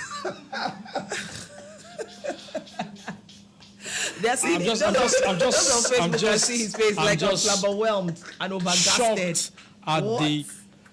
the complexity here. complexity. Look, I used to. There's this. Maybe because of the There's children. this thing. There's this thing they used to say. I used to tell my wife, a sinner is the one that has the highest kind of problem, because some of these things are too The complex. burdens you carry are just too complex. These burdens are not necessary. These burdens are not necessary. Oh, are you going to say that one day one of the children will not catch them and see that this is what's going on? That you are bringing mistresses home. You guys are. I mean, it's crazy. It's a whole lot of theater. And that's why this thing keeps perpetuating. For me, it's a whole lot of theater. And I think being able to maintain such a life. I don't think children don't know what's happening. Children are smarter than that. They will. Because she told me that her first son, she knows her first son knows, but she doesn't care. But the husband doesn't know that the first son knows. You understand? She doesn't care. But for the sake of her family. What family? What family? You know, most of these rich dudes behave funny way. For the sake of her family name. Which name? And so most of the kids are outside, schooling outside. Oh. And so the house is just there with the cook and all those things. And she says she knows that the first child knows, because the first child is very close to the cook. Oh, because and the cook sees he loves to cook. He says he will always want to cook for his wife. So the little guy is always in the house worrying the maid to teach him how to, so he knows that the maid has told that he knows, because the boy started changing funny, like sometimes the boy just say, "Mom, you're not treating that right," and he's also not treating right. I don't know what's wrong with the two of you, and then he will just pass. So he knows that the guy, because the guy is 20 something now, so he knows that the guy knows. But the thing is, they don't care, because the woman's own is worse. You know why? Because she's not even bringing her age; she's bringing young guys. She's bringing young guys. In fact, there was one son of mine who was dating her, and I didn't know, and she didn't know that guy was a son to me. And then she opened up to me that, so she's even dating this guy, but this guy, she feels that this guy is cheating on her, and I said, you are talking about cheating. What right do you have? What right do you have? What moral standing you are talking you about have? cheat, and then she laughed about it and said, but he's a handsome guy, and he showed me the picture. I don't know how she didn't get that I knew the person. I had to compose myself. When was that? I picked the phone. I said, hey, if you don't stop the nonsense you are doing, so this is what you are doing. Oh, daddy, man must eat. Man, my God. The way so she's a sugar mommy. The generation is. I don't know. This generation, I wish Jesus had really come into this world this time. Like he should have come into this world this time. The whipping he did in church. He could have whipped with a rival. I'm telling you. Because this generation, some things how we normalize nonsense. Yes, normalize nonsense. I cannot get it. That man must eat. Are you okay? And so you can't work? Is that work? Are you okay? Sleeping with your mother's age, is that a job? Ay. We need to begin to, like you said, whip and you nonsense can eat, out of and then if care is not taken, you are giving tithes out of that money. Hey God. See, it's not if care is not taken, he is. Oh my God. He is. He actually is. That is that. Oh, this thing about the family I come from, you must not divorce. What is the basis of you must not family name. The family has a name. The family. So it's even about the name first of all. It's about the family name, a legacy. It's already a wrong basis for wanting to remain in marriage. Of course, we are pro-marriage. We don't advocate for divorce except in extreme cases. So yeah, I'm all for that. But if it's on the basis of protecting your family name, then you're not giving that person a cogent reason, a more compelling reason, why you guys have to make this marriage work. That's on one side. Now you begin to cut, and I said the singles are my favorite people, because for me they have a tabula rasa to write out how their future marriages would play out. So if I have time, I love spending it with singles, because look, at this side of the divide, you have a whole blank check on your hand. Exactly. So you need to make it right. Make it right. And while I also know that not every little thing is a red flag, because if it's that, then all of us, we have red flags. Yes. If we start with behavioral patterns, which sometimes boils down to our temperament, right? If you don't know me very well, or my husband doesn't have an understanding of me, he's going to have a problem with me, because I'm very finicky. I'm that person that I love things done. This is like I came to Ghana. I and my friend Dr. Kelly, we've had, because I'm like, no, BC, things cannot always be the way you plan it. Like, sorry, I'm going to have a little challenge with that, because I know you can also be scientific about life. You can plan out some outcomes, and yes, there's God and there is eventualities, but I want to, at the end of the day, be able to say I did all I could do. I don't want to feel any sense of guilt if things eventually go wrong. I would gladly okay, well, there's nothing I can do about that. So I said that to say these red flags, seeing red flags before the marriage. I also feel like, people need to analyze, is this really, really a red flag? are there things I can live with? But when you say a clear red flag, Rev, some of them are not flags, they are sea, it's Red Sea. Yeah. And some people still enter the Red Sea and say, we get to the promised land. The children of Israel went to the Red Sea, exactly. and they got It will be parted for you me. will drown with that Red Sea. No, but that's what we forget. You see, we think we are over religious, and but the Red Sea did two things. It became a path for some, and then it became the drowning, burial ground. a burial ground for another. others. So it can be a Red Sea, but ask yourself, what are you now? No. Are you the Israelite or you are the Egyptian? Woo, so good. Yeah. Ask yourself, what are you now? So good. Because before you realize you think you're an Israelite, you are actually the Egyptian. You're going to be drowned. Drowned. You're going to be drowned. Exactly. So And- like you giving so many examples that it was obvious. It pointed to this time, the pre-marriage, that these things, and I saw it too. Like the actress. Hello, you can't be rolling with an actress and not see some of those things, even when we're courting. I mean, she's always been an actress. Exactly. So the thing I tell singles is, see, the thing you are able to take your eyes away from, like, they must be minor in proportion to the things that they are non-negotiable for you. For me, marrying somebody that's not just a church goer but a son, not even a pastor. I didn't marry my husband on the basis of pastor. His pastor thrown me into the Atlantic Ocean. What have pastors done to you people? Nothing. It's just that. Why don't you people want to marry pastors? Not that I don't want to marry pastor. I want to. You know the funny thing, when they come to marry us, they come and take over the job too. Yeah. Beyond the title, I want to be able to see the person underneath the title. You know, I want to be able to be, to be sure So that that is a son of God. the son. It's the Son of God first. Because not many pastors are sons. Yes, it's true. That's the truth. Some are Well, children of God, but some we're people talking have not about stepped up to sonship. Yes. Yes. So that's important. So yeah, if you see the red flags, by all means, and you know you can't live with this, remember, whatever you see amplifies in marriage, either good or bad. Right? So if these are things you're like, I can't live, there's some things you know that on a good day, I'm not like a man. I'm not sure I want a woman who is this. Some people want meek women who are just, they're cool, level-headed. And some men really like the driven women. That what I discover about men who love driven women is when they now get to marriage, you're like, I like driven women, but like this jive is now what. No, but you see, most of such women are so soft when you know how to touch them. Bless you, That's sir. the problem. Bless you, sir. That's the problem. When you know. Because a Bless you, lot of these guys that want these people have not trained themselves Like you said, they are not trained. They don't know what to do. on how to, touch these women. I think this Yes. generation And what is to do. trying. In Nigeria, for example, we're getting to have more and more men conferences, where, because that's another thing. When you go to Please general do conference, pastors own. they should do pastors. We are tired of theological conferences. They should do conferences for pastors that will just deal with how they manage family, home, how they satisfy their spouse. Okay, I have quite a number of my people here. I hope the pastors are willing to No, come. sincerely, you are great men of God, people of God, man of God, woman of God.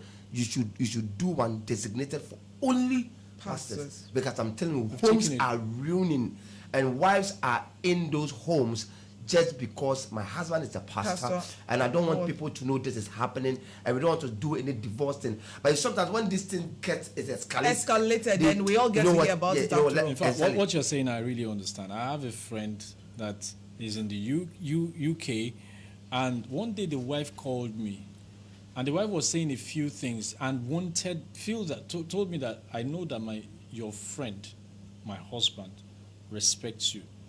If you can tackle it with him, I know he would take it seriously.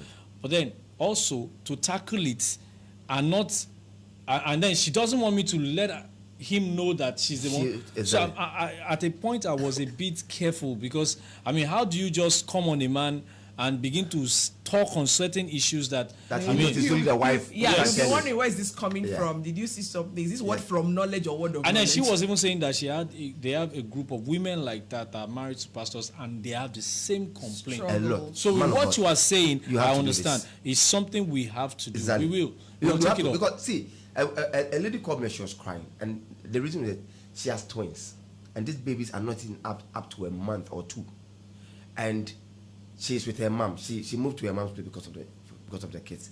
Now her husband comes to the house once a week. Her husband is a pastor. Once a week. A pastor? Your wife. I'm telling your wife. Does he have a corporate job? No. So where does he just stay? ministry. Just ministry. Once a week, he comes there on Saturday. We should bring him. He's a youth pastor, even to talk of the least. comes there on Saturday, and Saturday by 12 noon, the man comes around 8 a.m. or 9 a.m. By 12 noon, he's going, and the woman is like, I'm now come to bath the kids. Mommy has gone to market to get something for the kids. Who's going to Can you just, they are twins. Hold one. Let me bath.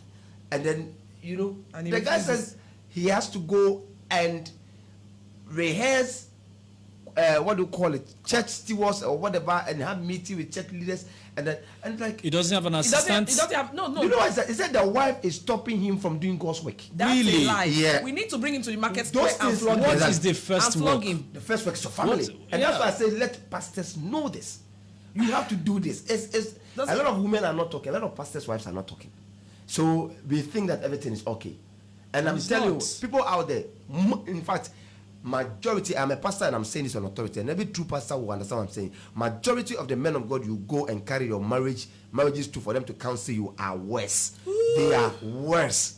They Yeah, are not it shows managing that they their are not home. doing I'm it telling well. you, Yeah. they are not managing their homes well. They are not doing things right. In fact, they are worse.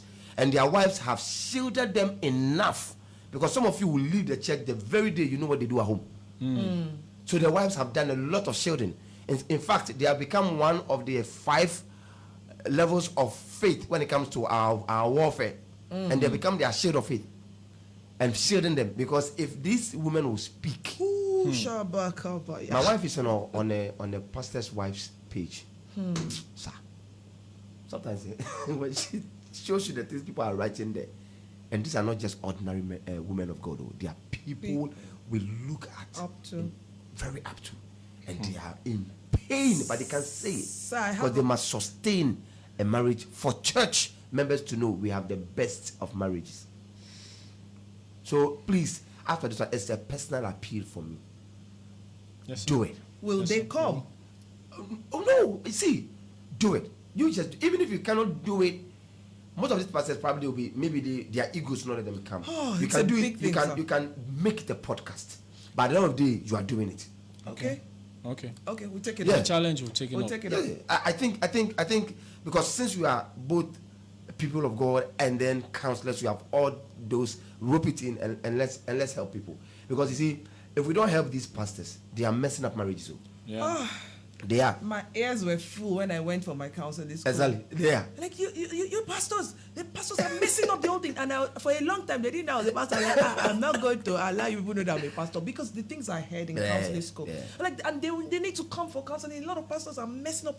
I'm like, which pastors are we talking about here? Because some of them don't even know what to do. But there's also a new generation of those who, like, when they've, like you said, they've counseled to a point like, I don't have the relevant tools. Let me refer you. Some pastors are not even doing well in the other room as well. Yeah. So I've had a pastor who's a friend. He referred another man to me, and I was shocked.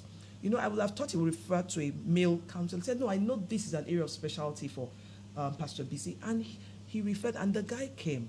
You know, so those things are not commonplace, but I think we need to begin to also encourage, you know, people and tell ourselves the truth. If this one, even me, I'm struggling in this area. So it is deception for you to now take up a church member that you know that you have not even perfected that area. Why not hand them over to a trusted, professional Christian, and there are professional Christian counselors there to, like, okay, this person will do a good job there, without necessarily, you know, giving out the information that myself, my wife is not even orgasm. I've not finished don't satisfying her, think so I'm about not the person. I'm not in the right position. So you say everything boils down on how do I say, truth. Sometimes if you're true to yourself, you know, to thyself be true. A lot of times, still talking about red flags. To thyself be true. I think most men just want sex. Who? They don't make love. Yeah. God bless you. You know, that's what the book I was That's- talking about. It was there's a one of the difference. bases. There's There's a a difference. There's a difference. There's the ART and there's the ACT there's a to say. difference. Because me, my policy is simple, and my wife knows it. Until she is satisfied, I am not. A lot of men don't understand that. I make sure I do that. I make sure. So I will. Rev, Every man who studies well about sex will know that they can control release Yeah. if they want to, Yeah. and they will know how to do it. And I make sure that my wife, if you speak a woman's love language well, if you know how to play with her well, she will not take forever to have her. She won't. Yeah. A lot of men think that she will need 1 hour. She will need. No. I'm telling you, if you get it right, she will not take forever. Absolutely.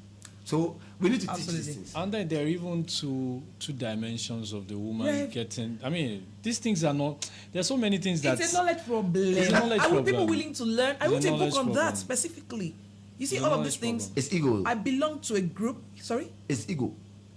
That ego is not helping because a It's lot ego. of women are not enjoying it in the other room. This, just like you said, it was a group I got, the data, I showed my husband some of the things. The data I got from that group, I was like, you know, God has been speaking to my heart, write on this. I mean, I've taught you some things, and then I don't want you to write from internet or Google. No, I want you to write from people's perspective and based on the things that you have, the things you have handled, things you've taught of the, some of the things you're saying, you know, there are things we discovered, you know, starting up our marriage. So you don't really need, I don't know, Rev. People need to know that it's not weakness to learn what you do know, especially the men. There's also this erroneous belief that being a man, you automatically know how to make love or have sex. Lies. It's not in your. And then there's even something called rounds. It's You not don't- your I mean, wiring that you must know how to go and learn These it. And things it are does not very demean important. you. You take your time. We think they are disgusting, but they are not. Really? They're not. We think they are No, no, worldly, no, but they are not. no. But God put it there. So So as, God, as you're God- saying it, there was time I was just looking at your research, and what was coming to me is that some men of God will say, with these sex things, we'll go this sex way, we will not be as pure or as acceptable Pure. to God as we Seriously. should be. Because they feel that one of the things that we must run away from is sex. I don't understand. But I don't understand. I'm Why trying do you to get married? understand. Why do you get I'm trying married? to understand. I remember I had my mom told me something, and so it was her. She said when it was the time when she was done making out with my dad, and I think few minutes after that, she started feeling some dizziness. My dad was a bishop, and my dad was like, place a hand on her in the name of Jesus. I'm like, hey, you just finished this thing. I come to, I'm like, woman, are you okay? Why do you feel it is I think it is sinful for me to pray for you right after we've had? It is right we do this. I can just finish making love to you and pray for you instantly there. And there's nothing wrong with There it. are all aspects So I of think life it's perfectly normal. some mentality, some Ah, wiring. Even plenty, sometimes, it's plenty, pastors and should it's- know that when you have sex, then you do a good work, a good job of the ministry. If you don't, if your wife is not pleased and you are not pleased, then the work will be suffering too. You know what my personal doctor told my wife? She told my wife, he said, "Mommy, let me fuck with you. Anytime your husband ministers, he's the most vulnerable man. And that is the time he needs all the kind of sexual play. Just do it." And she didn't understand. But truly, when she started, she realized that, oh, it's true. The man has become like a baby. He's become so empty because he has emptied himself. Yeah. And he's become so empty. So now, anytime I'm done ministering and I enter her office, she's there with me.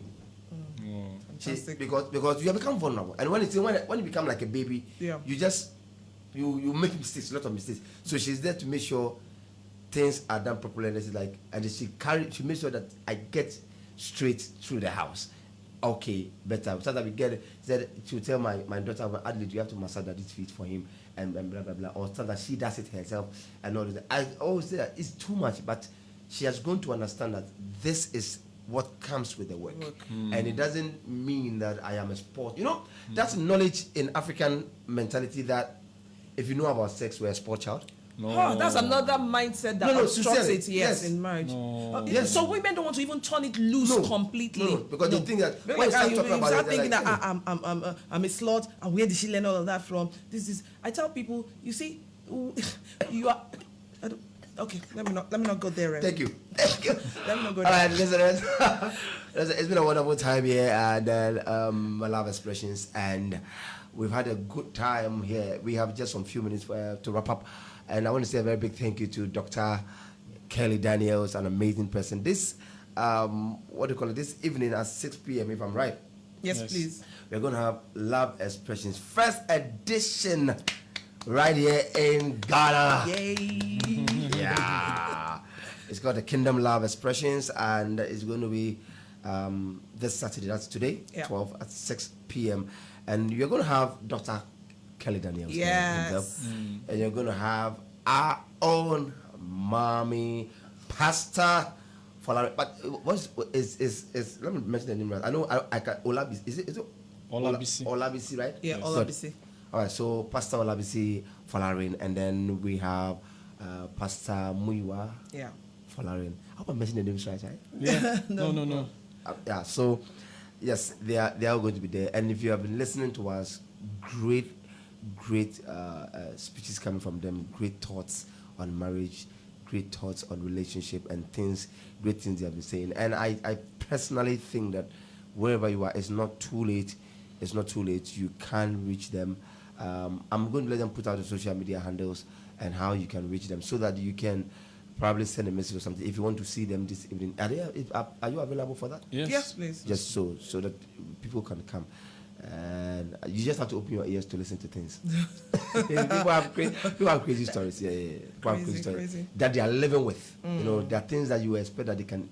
And sometimes I ask myself, there are minor things they have walked away from, and there are major things they rather stay in because they have to protect their family name. They have to protect themselves as a brand. They have to, there are some celebrities who are in crazy marriages and they are still in because they're a brand. They are a brand. And sometimes before they even got married, people were saying things about the other person and they ignored all those things and they entered. So like they can't just allow trapped, themselves to be kind of. roasted by social media bloggers, so that they have to stay in. And when people even see certain things and they're like, we don't think this marriage is working out, they come out to say, me and my husband, we are perfectly fine. And all those things. And those things are eating people up. So this evening, I urge everybody, Kingdom Love Expressions, I want you to be there to show up. Dr. Daniels, those who have been following him, amazing counselor, amazing man of God. It's time for us to have the best meal so that we can eat and get satisfied well. Because most of us have been eating lots of poison and we call it marriage. So they are bringing us a good meal, and I think it's best we took it. All right, so let me start with you, Pastor BC. Can you just tell us in your last words and tell us where we can find you on social media or pay your contact or whatever you want to put out there? Let's have your last words. Okay, to everyone listening there, I would say to you, marriage is beautiful. Marriage can be blissful. Forget about the negative narratives out there. You can weave your own narrative, and that's by being intentional, about making it work. Whatever you walk works. Marriage cannot be run on autopilot. You have to be intentional in doing the necessary things. And for the singles, I beg you by the mercies of God, you are the most favored, you are the most blessed. Make informed decisions. And you can only make informed decisions if you go for knowledge. And for those of you who are courting, please don't do it. Don't write on the dotted lines without going for premarital counseling. You need it. You will need it in the days to come. You can find me on social media, on Facebook right now at Folarin Olabisi. You can find me on Instagram at Olabisi_Folarin, and I'm on YouTube as well at Olabisi Folarin. Yeah. All right, so that's good. Get to them. Some of you, this is the time you can get to them and save that relationship before it's too late. Because some of you could have just ended this before now coming to sit in front of counselors with so much troubles. We could have ended it from the onset. So get to them and then let it work. Pastor Muiwa. Yeah, marriage is beautiful, but knowledge is very important. And then, if you want to get me, on Facebook, on Instagram, it is Muiwa Folarin, without any space. Muiwa Folarin. You can get me on Instagram, get me on Facebook. We want to be part of your life. We love you, Ghana. Yes. We love you. We love you. Wow. That's awesome. We like that. We love you too. Have you tried our jollof? I'll try that today. Please do. I declined yesterday. No, do. I'll do that today because this competition. I want to be a judge. No. You see, you do it and get some of our spices and go and do it at home. Okay. Yes. Go and do it at home. Interestingly, where I eat jollof in Lagos, the guys that do it are Ghanaians. Oh, and they do a amazing fantastic job. So no debate. right, sure. So my name has been Daniel Kojo DeLong, and it's always Daniel Kojo DeLong. You can't call me the actor's preacher. It's been a wonderful morning. It's been Family Central, and today we hit on love expressions. Amazing submissions coming from Reverend Muyiwa Folarin and his beautiful wife, and Pastor Olabisi Folarin. And this couple have been amazing. They've said so much. Look for them on social media. This evening we are having Kingdom Love Expressions, right, with Dr. Daniel Kelly, Daniel Kelly, and this wonderful couple. So you come there, you show up, and all the details. Yes, you will get on to Dr. Daniel Kelly's Facebook page. You get all the details there as well. This evening, 6 p.m. is going to be a wonderful time. I want to say thank you to our listeners. Thank you for listening to us, and for the stories we read, please. Don't come ask me who. I don't know who. They are all anonymous, but they are true stories, and we should be grateful to God. It's going to be a good time next week. We are going to have a wonderful time. Thank you very much. Thank you for having us. Thank you so much. We are so grateful, and thank you. Welcome again to Ghana. Thank you. And we know that we are going to have you another time. Yes, most definitely. Obviously. We will be back. Awesome. Good morning to all the ELB family. Good morning to all the STARR family. And I am stepping out. We shall meet again another time, either next week or any other day that I deem it necessary to be here by the courtesy of Dr. Kelly Daniels. Thank you very much, and thank you for tuning in. God bless you. Don't touch that dial.